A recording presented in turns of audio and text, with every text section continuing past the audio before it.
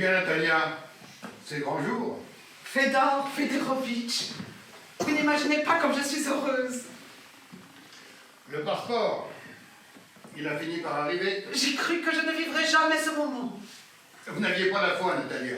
Vous ne vouliez pas me croire quand je vous le disais. Tout finit par arriver. Le passeport arrivera un jour ou l'autre, même l'inattendu, même les passeports.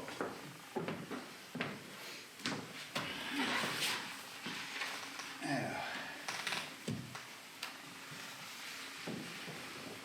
Quand le passeport est arrivé hier, je me suis dit, Natalia n'en croira pas ses oreilles ni ses yeux. Je vous ai fait prévenir par le garde en vous demandant de venir ce matin, puisque la loi exige que le passeport ne soit remis à son titulaire qu'1 jour franc après son arrivée de la capitale aux services locaux de la douane. Il faut bien qu'il y ait une petite réglementation. Eh oui, il faut bien qu'il y ait une petite réglementation. Alors, le passeport est arrivé hier à 10h15. Il est actuellement 10h04. Je vais donc être en droit de vous le remettre dans 11 minutes, très précisément. Plus que 11 minutes. Il y a longtemps que vous attendez là? Une petite heure. Je suis arrivée vers 9h, juste à l'ouverture du bureau. Je savais bien que j'aurais une heure à attendre, mais je ne pouvais plus rester chez moi. Toute la journée d'hier, j'ai fait mes bagages. J'ai fermé les portes de mon isba. J'ai dit au revoir à tout ce que j'allais quitter à jamais. Cette nuit, je n'ai pas réussi à fermer l'œil. Moi qui ai tellement attendu ce passeport, tellement attendu.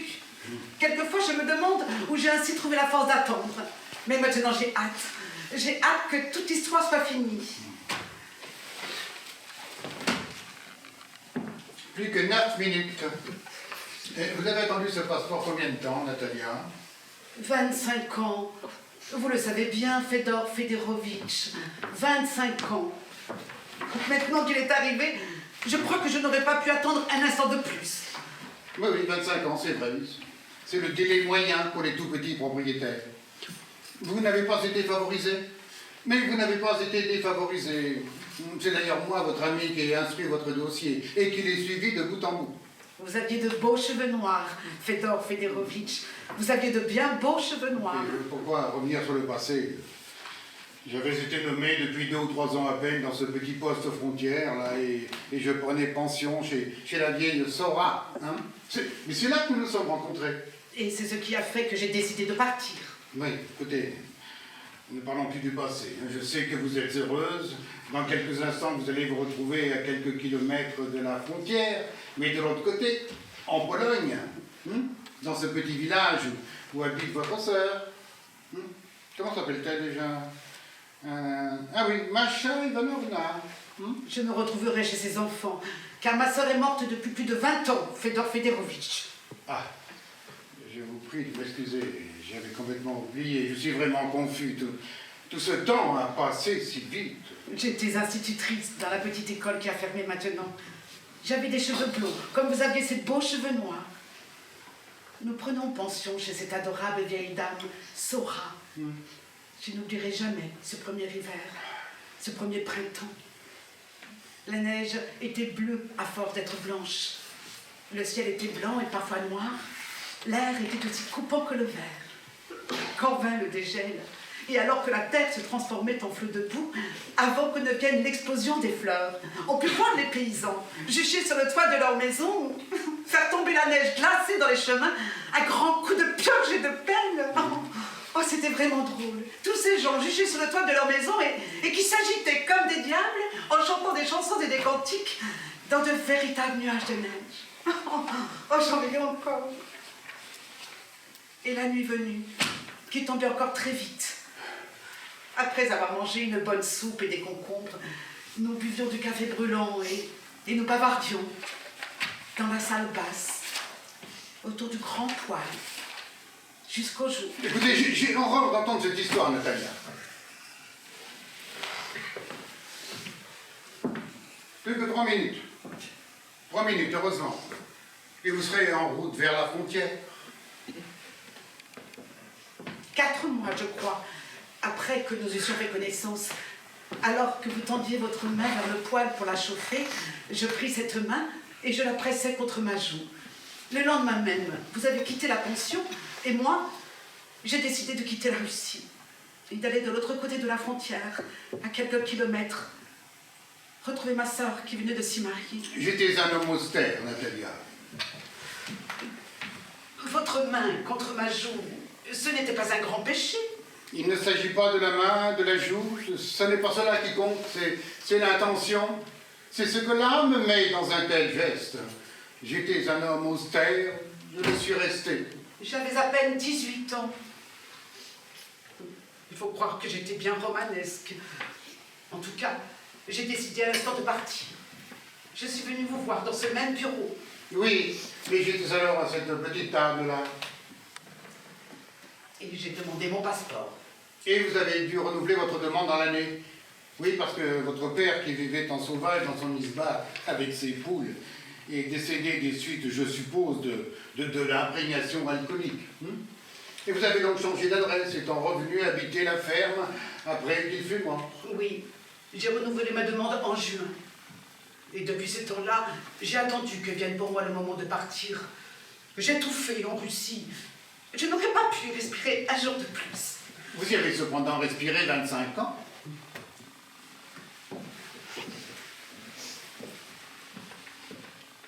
Plus qu'une minute. Pour la dernière fois, Fedor Fedorovitch, je voudrais vous dire...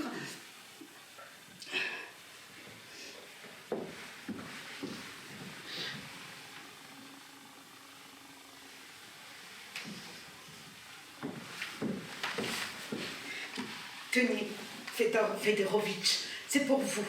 Les 2 derniers petits œufs de ma poulette. Les 2 derniers œufs de votre poulette? Et oui, ma poulette, tout ce qui est resté de ma petite basse-cour. Je ne voulais pas qu'elle meure de faim, moi partie. Je l'ai mangée. Vous avez mangé cette poulette? Cette petite poule noire qui avait quelques plumes blanches sur le côté. Je l'appelais pour rire Flocon de neige, parce qu'elle était toute noire. Avec, sur son aile, ces quelques petites plumes blanches que vous aviez remarquées. Vous avez l'œil à tout, Fedor. J'aurais pu la laisser à mes voisins, les gros mines.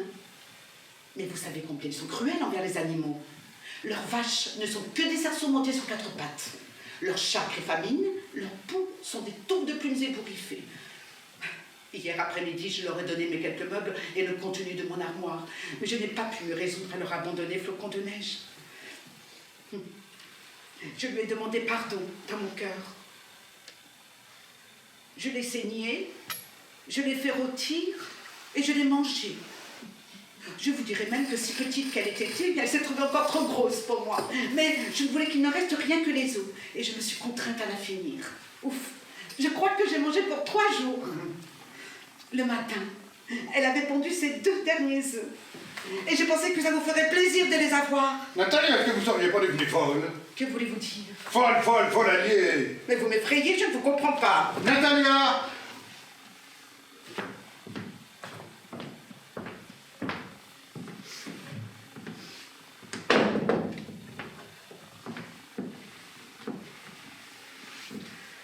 Vous avez fait il y a 25 ans une demande de passeport en tant que tout petit propriétaire d'un open terre, d'une isba et d'un cheptel, composé alors d'une petite basse-cour. J'ai la copie de votre demande initiale, là, sous les yeux.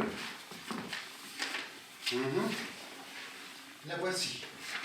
Vous aviez alors 2 poulettes et un lapin. Et vous savez peut-être, si vous ne le savez pas, vous devriez le savoir, parce que nul n'est censé ignorer la loi, que les passeports ne sont pas interchangeables. Il y a autant de catégories de passeports qu'il y a de catégories de citoyens. Comment pouvait-il en être autrement? Une catégorie A pour les citoyens qui ne disposent d'aucun bien immobilier. Une catégorie B pour ceux qui disposent d'un open terre. Une catégorie C pour ceux qui disposent d'un open terre et d'une ISBA. Et une catégorie D pour ceux qui disposent d'un open terre, d'une ISBA et d'un cheptel. Quelle que soit l'importance de celui-ci, que vous soyez propriétaire de 5000 têtes de bétail, de 30 chevaux, d'un cochon de lait ou d'une poulette, vous appartenez à cette catégorie D et à aucune autre. Il existe bien sûr un grand nombre de catégories, autant qu'il existe de lettres de l'alphabet, et même plus. Car après les lettres, il y a les nombres, et après la suite quasi infinie des nombres, il y a la suite non moins infinie des symboles, et ainsi de suite, de telle sorte que l'immense population d'un empire aussi vaste que le nôtre puisse se trouver divisée en matière de passeport comme en toute autre matière administrative, en unité, telle qu'elle conserve une taille humaine.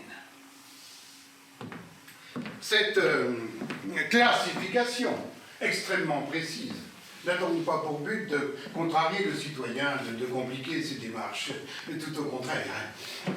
Elle est faite dans un but de simplicité, de clarté et d'humanité. Encore faut-il que le citoyen le comprenne et ne s'ingénue pas, soit par mauvais esprit, ce qui n'est pas votre cas, je le sais, Natalia, soit par des actions inconsidérées à gripper ce mécanisme, à le mettre hors d'état de fonctionner. Alors, propriétaire d'un cheptel, celui-ci fut-il réduit à une poulette? Vous avez donc fait une demande de passeport de la catégorie D, la demande est instruite, le passeport arrive, je l'ai entre les mains, je vais vous le remettre, et vous me déclarez tout à trac que vous avez immolé cette poulette, que vous n'êtes plus propriétaire d'un cheptel, donc que vous ne faites plus partie de la catégorie D, mais de la catégorie C. Comment voulez-vous que je puisse vous remettre ce passeport? Comment voulez-vous que je puisse accomplir mes obligations de fonctionnaire? Vous me mettez dans une situation difficile, Natalia, dans une situation très difficile, dans une situation impossible. Je ne puis vous remettre le passeport. Mais, fais donc... Non, il n'y a pas de mais. La situation est parfaitement claire. Vous avez fait une demande de passeport de la catégorie D, vous l'avez obtenue. Vous avez sacrifié votre poulet, vous ne faites plus partie de la catégorie D, mais de la catégorie C. Un syllogisme, Natalia. Vous savez ce que c'est qu'un syllogisme? Vous le savez? Vous l'avez appris à vos élèves. La vie serait-elle possible sans un minimum de logique, sans un minimum de raison? Mais, Fedor Fedorovitch, ce n'est pas possible. Vous plaisantez. Vous accusez un fonctionnaire de plaisanter dans l'exercice de ses fonctions? Vous voulez que je porte plainte contre vous? Pardonnez-moi, Natalia, je ne devrais pas me mettre en colère. Je sais que vous me parlez sur un mouvement de déception, mais je ne puis supporter une pareille accusation. J'ai toujours été, et je veux être, comme l'État nous y invite, un fonctionnaire humain, soucieux de respecter les sentiments des citoyens qui voient en lui, à juste titre, l'incarnation de l'État. Je ne me permets donc jamais de plaisanter dans ce bureau. Je me contente de faire mon devoir. Mais, Fedor Fedorovitch, il y a 25 ans que j'attends. Mais y aurait-il 50 ans? Y aurait-il 100 ans? Vous avez changé de catégorie. Que puis-je y faire, moi? J'ai tout donné. Le règlement n'a pas été fait contre vous. Mes meubles, mon linge, les gravures qui se trouvaient au-dessus de mon lit, mes outils de jardinage. Je vous exprime mes regrets, Natalia. J'aurais pu ne rien vous dire. Les choses ne se sont pas passées ainsi. Vous auriez pu mal comprendre. Vous auriez pu comprendre que j'avais tué cette poulette, mais qu'il m'en restait une autre, que je continuais d'être propriétaire d'un cheptel. Ah oui. Que ne ferait-on pas avec des si? Qui nous voit? Qui vous empêche de me remettre ce passeport? Ma conscience. Ma conscience me voit. Et ma conscience m'interdit de vous remettre ce passeport. Et je trouve, Natalia, que vous prenez de bien grandes libertés avec la vôtre. Oui, de bien grandes libertés. Mais à quoi me servirait-il d'être en paix avec ma conscience si je crève ici? Et comment pourrais-je être, moi, en paix avec la mienne si je vous remets ce passeport? Me voyez-vous, moi, fonctionnaire, introduire le désordre dans l'État? Pourrais-je de sang-froid confondre la catégorie D et la catégorie C? Et ferais-je une pareille confusion la nouvelle règle de la vie publique? Me verra-t-on mélanger les agriculteurs et les éleveurs, les serruriers et les tisserands, les agents du fisc et les douaniers, les valets de ferme et puis les propriétaires. Mais ce serait vouloir le chaos. Ce serait nier l'harmonie du monde. N'est-ce pas votre avis? Je ne sais plus, Fédor. Je ne sais vraiment plus où j'en suis. Vous voulez que je vous dise vraiment ce que j'en pense, Natalia?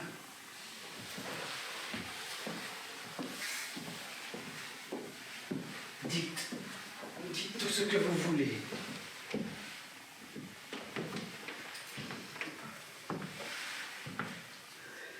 Je pense, Natalia, que vous me jouez et que vous jouez la comédie. Vous vous comportez comme une personne qui aurait été entièrement dépouillée, à qui l'on aurait refusé tous ses droits. Mais la réalité est tout à fait différente. Vous n'avez aucun droit en tant que citoyen relevant de la catégorie D, puisque vous ne lui appartenez plus. Mais vous avez tous les droits en tant que citoyen relevant de la catégorie C, puisque telle est votre nouvelle catégorie. Y compris le droit de recevoir un passeport. Que dis-je? Y compris en priorité le droit de recevoir un passeport, oui. Natalia. Natalia, vous m'entendez? Natalia. Natalia. Enfin, vous n'êtes pas une personne dépouillée de ses droits, à qui l'on aurait arbitrairement refusé un passeport. Vous êtes un être humain, un sujet de droit. Vous avez le droit d'aller et venir en toute liberté. Et pour exercer ce droit imprescriptible, qui est la faculté d'aller et venir en toute liberté, vous jouissez d'un droit antécédent, qui est la faculté de détenir un passeport. Vous me suivez? Il n'y a pas une minute à perdre. Voici un formulaire, demande de passeport de la catégorie C. Nous allons le remplir immédiatement. Voilà. Vous voulez rire, Fédor Fédorovitch? Vous me voyez recommencer toute cette procédure? Vous croyez que je vais de nouveau attendre 25 ans? Pas de mauvais esprit, Natalia. Il va de soi que la nouvelle procédure ne prendra pas 25 ans. Elle prendra beaucoup moins de temps. Et pourquoi? Peut-être même infiniment moins de temps. Et pourquoi demandera-t-elle moins de temps? Pas de mauvais esprit, Natalia. Premièrement, parce que étant passé de la catégorie D, propriétaire d'un open terre du Nisba et d'un cheptel, à la catégorie C, propriétaire d'un open terre et du Nisba, vous vous trouvez désormais dans une catégorie de citoyens pour lesquels l'État peut, à juste titre, montrer plus de souplesse, puisqu'elle ne détient pas pour partie le cheptel, dont le bon entretien et la reproduction. Une poulette. Une petite poule qui tenait dans mes deux Oui, mais mains. je suis là de vous le dire, Natalia, pas de mauvais esprit. Si vous devez vous comporter en ennemi, autant me le faire savoir tout de suite. Moi, je jette ce formulaire au papier et nous parlerons de votre passeport une autre fois. Je vous écoute. Je ne vais que vous écouter.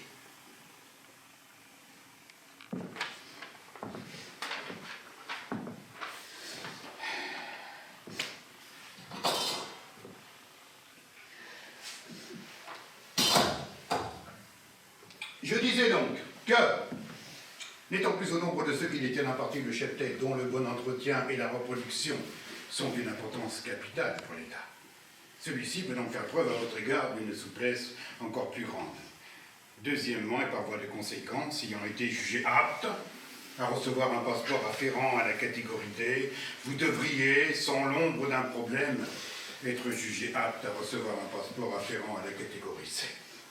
Catégorie pour laquelle les règles de l'enquête sont beaucoup moins difficiles. Oui, incomparablement moins difficiles.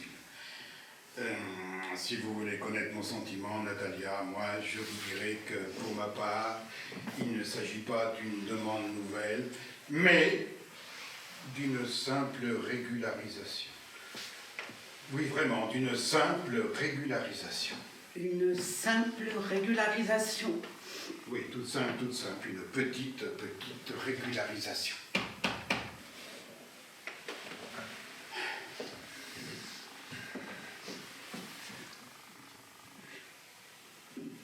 Une petite régularisation qui va prendre à peu près combien de temps? Qui peut le dire, Natalia? Moi, je ne suis qu'un modeste roi, je ne suis qu'un humble douanier.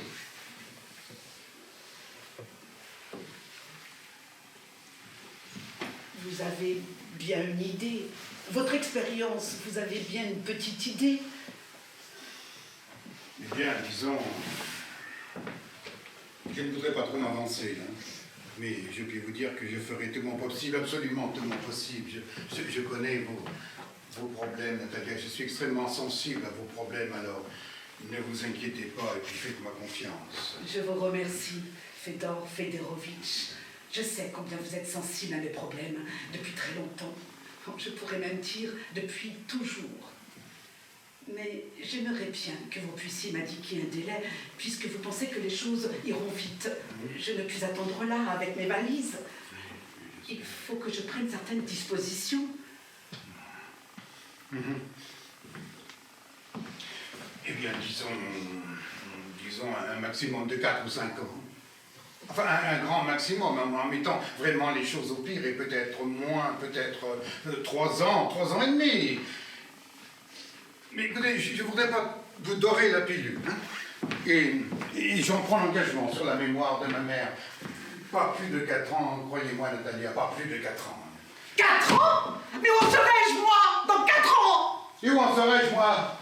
Et le pays et le tsar? Qui peut dire qu'il sera vivant dans 4 ans? Dans 1 an? Dans 1 jour? Dans 5 minutes? Mais je serai morte dans 4 ans! Morte et enterrée! Tu ne comprends pas ça? Tu as donc le cœur dur comme une pierre. Je te dis et redis que je ne puis pas attendre 1 heure de plus. Et moi, je vous dis, Natalia, que votre colère est du vent. Vous cherchez à faire pression sur moi, comme vous l'avez toujours fait. Vous prétendiez ne pas pouvoir vivre 1 jour de plus. Et vous avez vécu 25 ans. Vous êtes là, debout, comme une tour, avec votre orgueil et vos bagages, votre désir forcené de passer la frontière et d'aller fuir de la vie en Pologne, ce pays des cocaïnes, cette terre promise. Et pour satisfaire vos désirs, vous êtes prête à piétiner du pied toutes les lois, hein?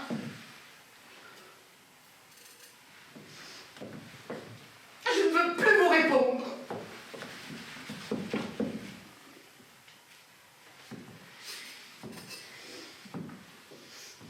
Est-ce que vous avez été assassiné pendant ces 25 ans? Est-ce que vous avez été violé, volé, détroussé, agressé? Vous avez donc été protégé par les lois de cet État? Vous en êtes-vous plainte? Jamais. Vous acceptez ces lois quand elles vous sont favorables et puis vous les refusez quand elles vous sont défavorables. C'est trop facile, c'est un tout petit peu trop facile.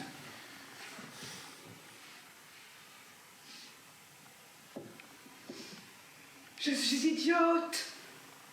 Je n'ai qu'à emprunter une poule au gros moulin. Une de leurs vieilles poules ébouriffées. Ils me la prêtent. Je redeviens détentrice de cheptel. J'ai droit au passeport. Vous me le remettez. Je passe la frontière et aussitôt que je suis sortie de ce pays, les gros moulins vont récupérer leurs poules. Le passeport. Natalia. Natalia.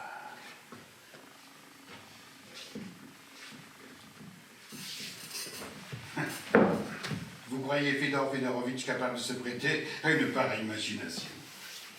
Mais c'est moi qui mourrai plutôt que de m'abaisser à ces lamentables tractations, à ces combinaisons inavouables qui sont la honte de tant de pays. Vous avez de la chance que personne ne nous ait entendus et que tenant compte de notre vieille amitié, je décide d'oublier immédiatement vos paroles. Tentative de corruption de fonctionnaires. Vous voulez vous retrouver en Sibérie?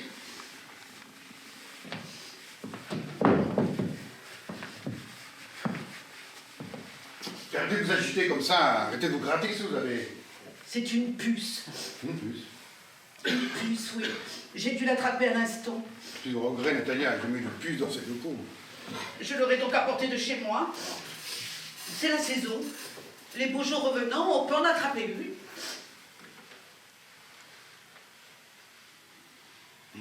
Je crois qu'elle est là, dans les plis de ma jupe. Capturez cette puce à l'instant même, Natalia. Ne la laissez pas s'échapper. Mais Fedor Fedorovitch, Vite, je vous dis, ne la laissez pas s'échapper. c'est ce que je fais. Je l'ai. Vous l'avez? Vite.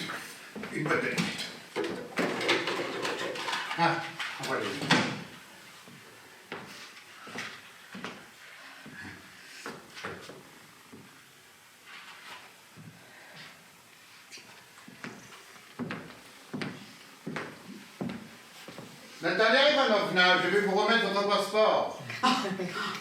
Fedor Fedorovitch. Vous êtes de nouveau propriétaire d'un cheptel.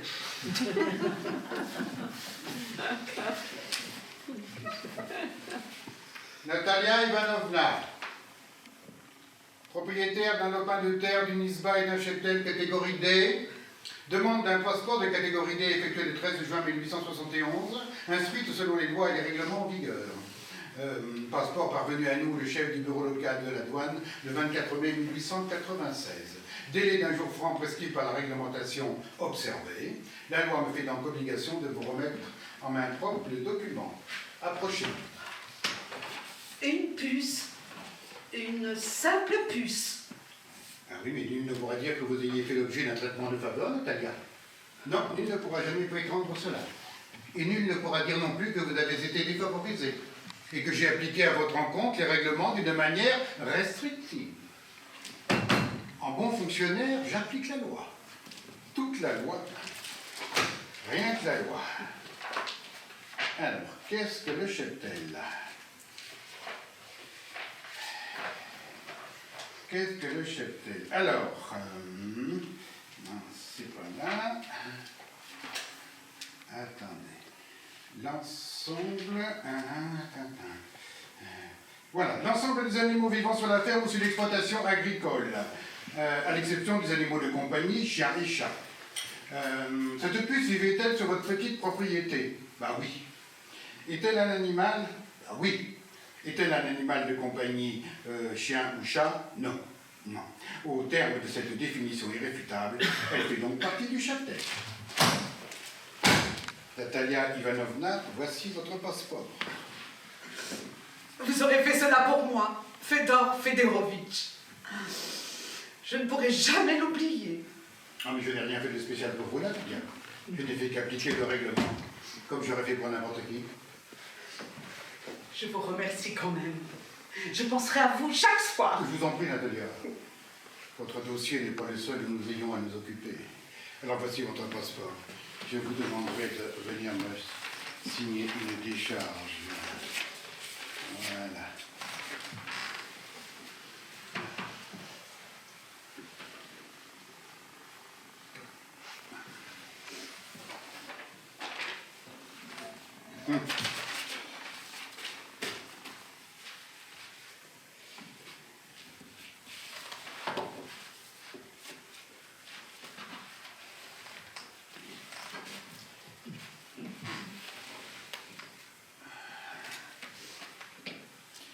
Eh bien, au revoir, Natalia.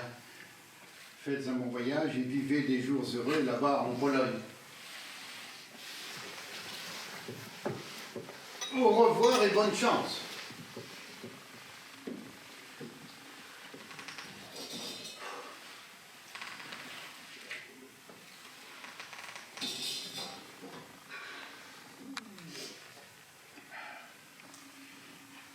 J'aurais une dernière chose à vous demander, Fedor Fedorovitch. Encore? Mais on n'en finit jamais avec vous. Une chose vraiment peu importante, à côté de celle que vous venez de faire pour moi, mais qui me ferait, je dois vous le dire, un immense plaisir. Il va bientôt être midi. Il est midi moins 8. Vous allez donc sortir de ce bureau, et moi, je vais quitter ce pays pour toujours. Je voudrais que vous ayez la gentillesse de faire quelques pas à côté de moi en sortant d'ici. Quelques mètres de chemin, jusqu'au poteau de la douane.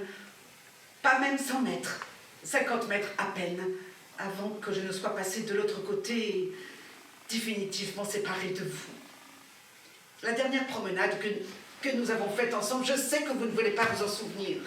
Mais moi, comment pourrais-je l'oublier? C'était l'après-midi de ce jour où je commis la prudence près du poêle de saisir votre main et de la presser contre ma joue. Mon Dieu, j'ai l'impression d'avoir commis un crime. Pourtant, pendant ces 25 années, cet instant précis demeura présent à mon esprit. Et je crois que lorsque je serai passée en Pologne, il ne cessera pas de me hanter. Je ne vous ai guère ennuyé pendant tout ce temps, Fédor, si ce n'est avec cette histoire de passeport. Et je vous fais donc humblement cette requête.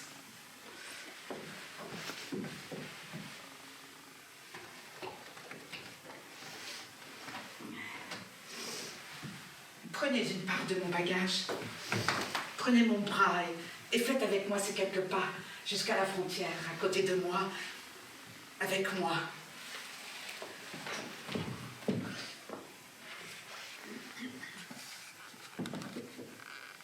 Il est midi moins 5. Tu ne peux quitter ce bureau avant 5 minutes. Tu n'as pas dit non. Je sors avec toi et j'attends les 5 minutes. Est-ce bien raisonnable? Quelques pas à peine. Comme si... Femme incorrigible. Qu'est-ce que vous êtes encore en train d'inventer? Qu'est-ce que vous cherchez à faire revivre? Pour quelques minutes. Ne me posez pas la question ainsi. Ne mettez pas des mots sur ce désir. Quelque part avec vous.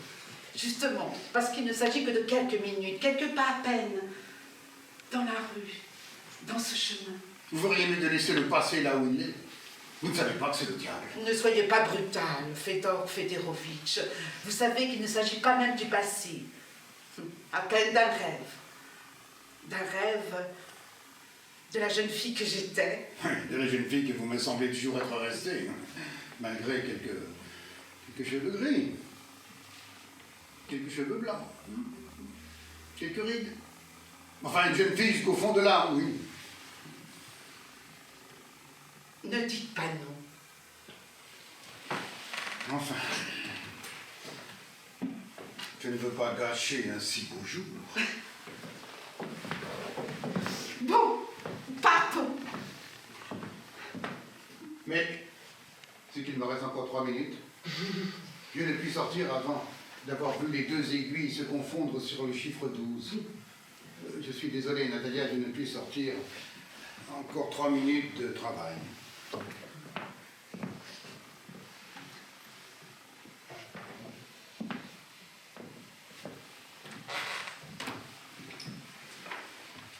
Mais c'est un immense plaisir de vous voir travailler, maintenant que j'ai mon passeport en main. Véritablement, un immense plaisir, Fédor Fédorovitch, à attendre l'heure où vous vous levez de votre table pour venir me rejoindre dans notre maison où vous accueillent tout autour de moi nos enfants. Qu'est-ce que vous êtes encore en train de marmonner? Vous voulez que je vous prie de quitter ces locaux administratifs? Je ne dis absolument rien. Je me contente de vous regarder travailler. Je préfère.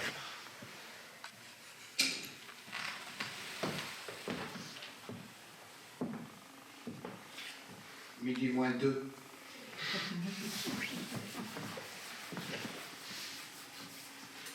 J'ai plus qu'à ouvrir ces 3 ou 4 toilettes qui sont arrivées ce matin. Vous voulez vraiment pas aller m'attendre dehors? Je suis toute seule jusqu'à la frontière. Je vous attends. Je ne dis plus rien. Je vous attends.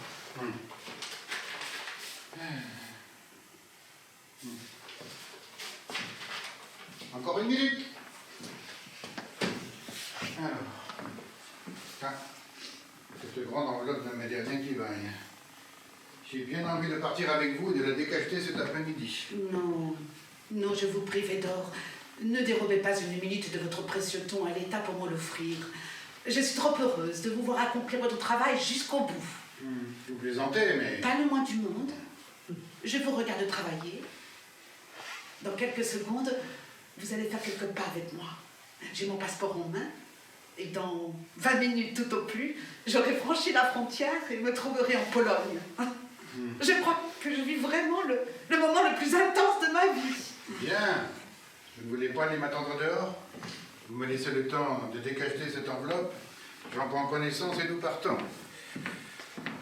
C'est vrai que ces grandes enveloppes n'apportent jamais rien de bon. Et ces grands cachets de cire me font mal augurer du contenu. La dernière du genre que j'ai vue, c'était, je crois, sur le bureau du commandant de la garnison. Un jour que j'avais été parler avec lui d'une affaire délicate et qu'il avait ouvert devant moi en prenant son temps, comme je le fais. Car il se doutait bien qu'elle ne pouvait receler que des ennuis. Ces lettres de la capitale sont comme la boîte de Pandore, m'avait-il dit. Elles ont une fort belle apparence, mais il faudrait se garder de les ouvrir. Celle-là contenait, je me souviens, un ordre de mobilisation de certains réservistes en raison de troubles qui s'étaient produits sur la frontière. Ouais. Je me demande quelle mauvaise nouvelle je vais apprendre.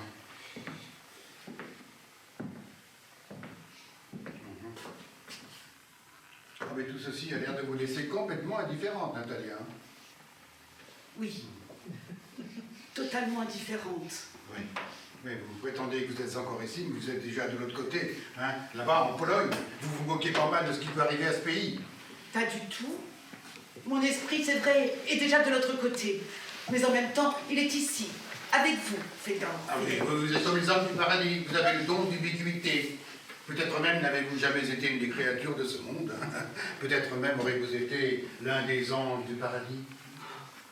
Vous pensez vraiment cela, Fédor? Oui, il est possible que je le pense, oui. Ou du moins, il n'est pas impossible qu'il me soit arrivé de le penser. Tout à l'heure, demain, où que je sois en Pologne, je me souviendrai de ce mot, Fédor. Il nous faut revenir sur Terre, Natalia. Vous me parlez? Il nous faut revenir sur Terre. Pourquoi n'êtes-vous pas parti? Pourquoi n'êtes-vous pas parti surtout que vous avez reçu le passeport? Que se passe-t-il? Je pars. Ce qui arrive, vous l'avez bien voulu. Vous l'avez bien mérité. Ou peut-être que vous l'avez voulu de toutes vos forces. Du ministère de l'Intérieur, Service des Frontières, circulaire numéro 94, Saint-Pétersbourg, le 24 mai 1896. Par ordre du tsar.